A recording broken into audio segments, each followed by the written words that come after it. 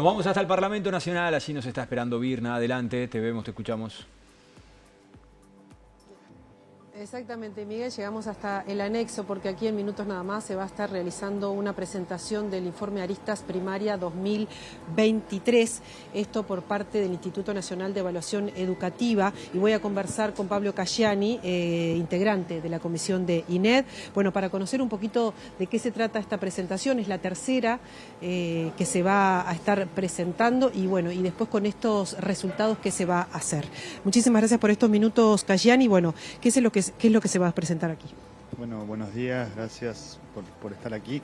Lo que se va a presentar es el resultado de la tercera edición de Aristas. Aristas es una evaluación de logros educativos que se hace en tercer año de primaria y en sexto año de primaria, que además trae un conjunto de informaciones sobre un montón de aspectos que hacen a lo educativo y cómo se relacionan con los niveles de aprendizaje de nuestros estudiantes. Es la tercera edición, con una segunda edición que fue bastante trabajosa porque fue inmediatamente después de la pandemia, así cuando el mundo estaba cambiando los años de evaluación, etcétera. Uruguay pudo mantener evaluación y esto lo que va a ofrecer es información para la ciudadanía de cómo funciona la escuela en Uruguay, tanto pública como privada, y a las autoridades información sobre la toma de decisiones, sobre qué cosas afectan o no afectan los niveles de logro, y hasta a nivel de aula, es decir, hasta el tipo de actividades que se presentan en el aula, cómo eso impacta o no impacta o tiene efectos en los niveles de logro de los estudiantes. Lo que nos dice Aristas en términos de aprendizaje es que Uruguay está bastante estable, tenemos más o menos los mismos niveles que en las dos ediciones anteriores, con un deterioro de algunas cosas que sabemos que inciden después en los niveles de logro: el aumento de la pobreza infantil,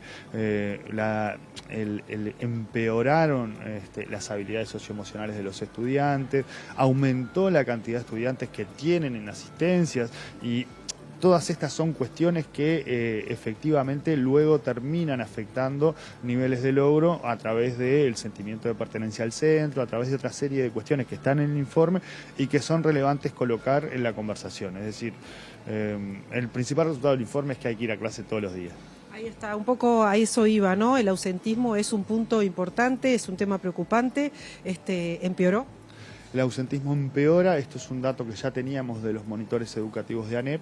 Lo que trae Aristas, como cubre público y privado, trae también la información de que el ausentismo es un problema en el privado, es un problema que es menor que en el público, pero es un problema. Entonces, bueno, tenemos que empezar a mirar qué está sucediendo allí, que todos estamos habilitando a que los gurises falten más. Hay resultados también principalmente en matemática y lectura, ¿cómo está con respecto a las ediciones anteriores? Bueno, ahí tenemos pequeñas variaciones, digamos, pero básicamente la situación es muy similar a las ediciones anteriores. Se empeora un poquito o se mejora un poquito, digamos, en términos de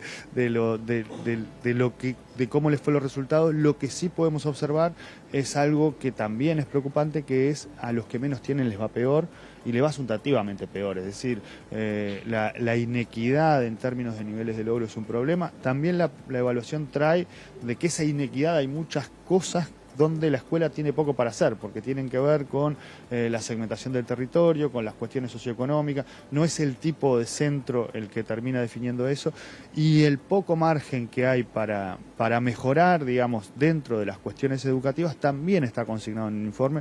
Por ejemplo, en términos de, cuando mejora la relación con pares o cuando mejora el sentimiento de pertenencia, eso se refleja en mejores niveles de logro. La asistencia tiene que ver con esto.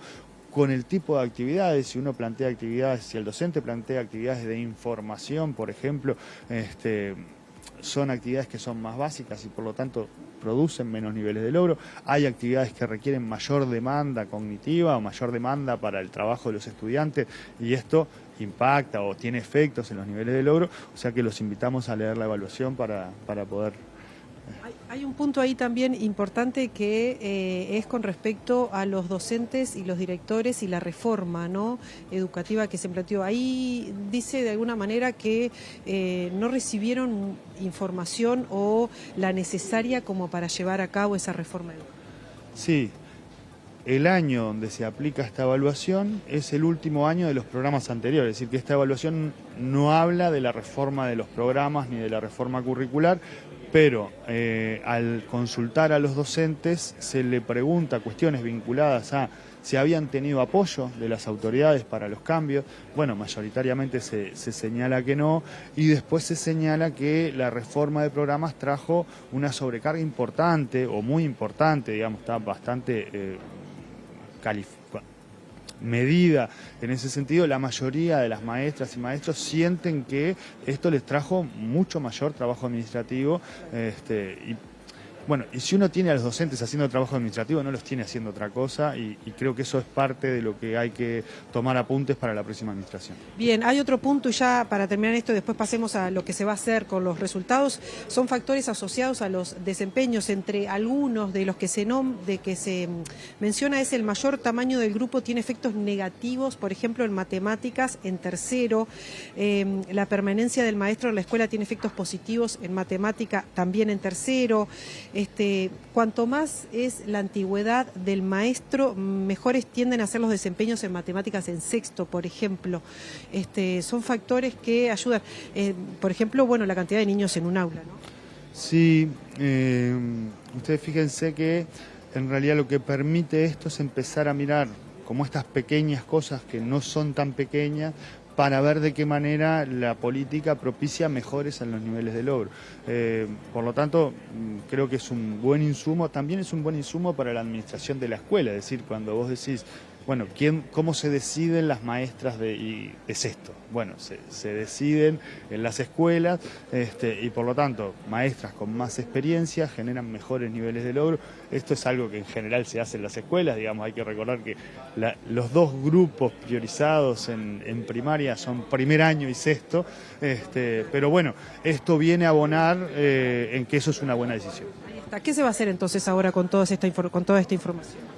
Bueno, lo primero es eso de si el gurí no está en la escuela, no tiene sentido todo esto. O sea que las autoridades que entramos, lo que estamos trabajando es en colectar evidencia de qué cosas funcionaron en otros países para bajar la inasistencia, ver algunas experiencias locales. Digamos, hay un proyecto de Ceibal que en ese sentido ya demostró tener impactos positivos en las inasistencias, pero pensar con todo el resto de la política pública, es decir, la matriz de protección social, las prestaciones sociales, la policía, el sistema de justicia, ¿cómo hacemos para que los gurises estén en la escuela todos los días?